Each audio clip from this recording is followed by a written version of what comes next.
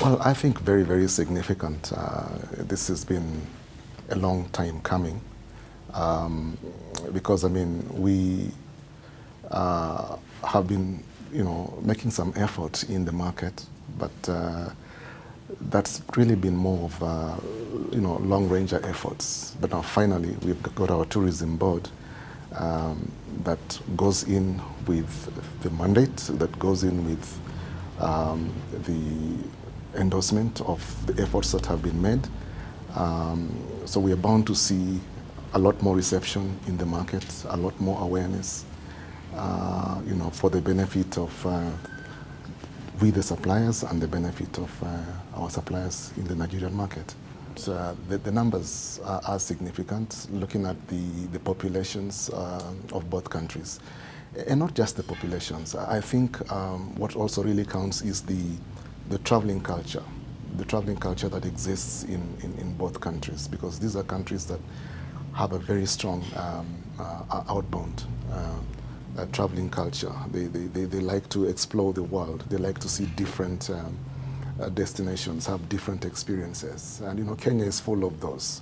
So for us, I think we'll be taking their solutions, which will be very welcome in both markets. Well, I mean, we are business people, so we expect to achieve numbers. We expect a growth in numbers, growth in arrivals into Kenya from those markets. And as a tour operator, of course, we do understand that when they come calling, we are the ones that will facilitate movements, facilitate the arrangement and planning of various services which they would, and various experiences which the tourists will be enjoying. So we expect to see, a remarkable increase in business turnovers for our businesses, and generally, a lot more in terms of awareness in both countries, and awareness about Kenya in both countries.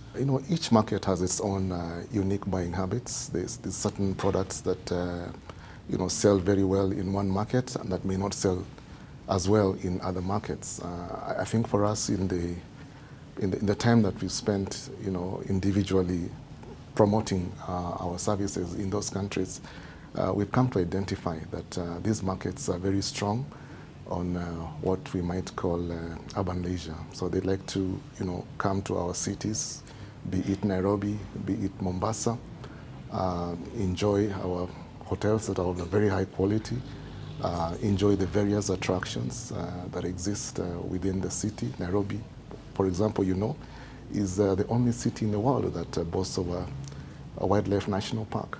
So they like to come and experience that. They like to come and see the Giraffe Center. They like to come and see our history and culture, the Bomas of Kenya, the National Museum, and the various other attractions that are within the city. Same case with Mombasa. Besides the beach, they are also keen to see the likes of our history, the Fort Jesus, the Old Town. We've got national parks that are not too far away from Mombasa City, which they like to visit, the Tsavo, the Shimba Hills. Besides, of course, the beach and the water-based and ocean-based activities and attractions. KTB has the mandate, and they kind of are the ones that endorse, because this is now a government speaking to the destination and saying, to the market and saying, you are welcome to our country, you are welcome to Kenya. Individually, as Destination Connect, maybe we don't have that mandate to do that. But when our tourism board does go there and invites the markets to travel here, that is serious, that is significant.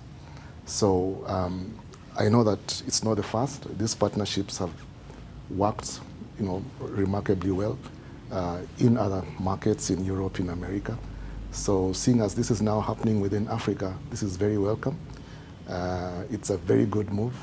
We're very confident that this will lead to a lot more awareness on our destination, and of course, ultimately, more tourists and more business for us.